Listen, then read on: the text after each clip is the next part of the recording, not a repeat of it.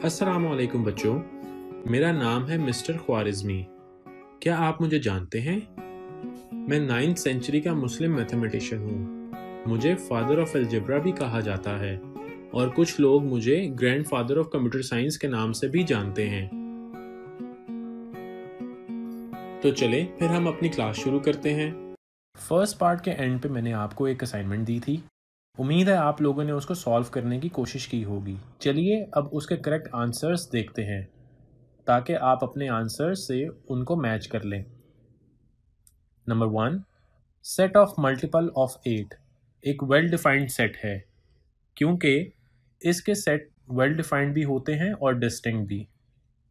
Number 2, the set of pretty ladies well defined set नहीं है क्योंकि हर शख्स के लिए प्रिटी होने का स्टैंडर्ड डिफरेंट होता है, इसीलिए हम कहते हैं खूबसूरती देखने वालों की आंख में होती है। Number 3, set of all large numbers भी एक वेल डिफाइंड सेट नहीं है क्योंकि लार्ज एक क्लियर टर्म नहीं है। Number 4, set of integers between 0 and 10 एक वेल डिफाइंड सेट है। Number 5, the set of intelligent student एक वेल डिफाइंड सेट नहीं है क्योंकि इंटेलिजेंट एक वेल डिफाइंड प्रॉपर्टी भी नहीं है।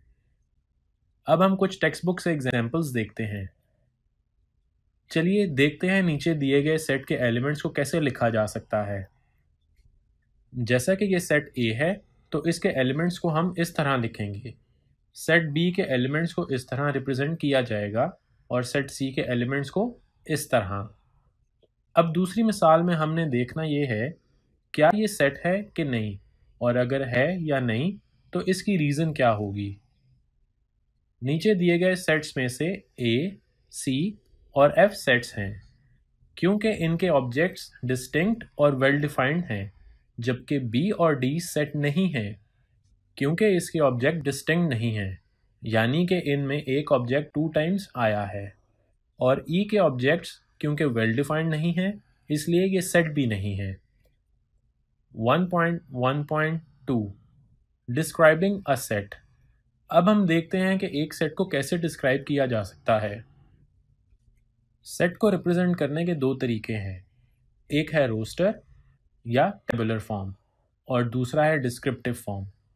टेबुलर फॉर्म में सेट के एलिमेंट्स को कर्ली ब्रैकेट्स या ब्रेसेस में एनक्लोज्ड करके कॉमास के जरिए सेपरेट करके लिखा जाता है। इसकी एग्जांपल ये है। 5 नेचुरल नंबर के सेट को टेबुलर फॉर्म में इस तरह और डिस्क्रिप्टिव फॉर्म में इस तरह लिखा जाएगा, और इसी तरह सेट B को जो इवन नंबर का सेट है और सेट C को जो कि पॉजिटिव ऑड नंबर का सेट है। डिस्क्रिप्टिव फॉर्म का मतलब है वर्ड्स की फॉर्म में एलिमेंट्स की वजाहत करना।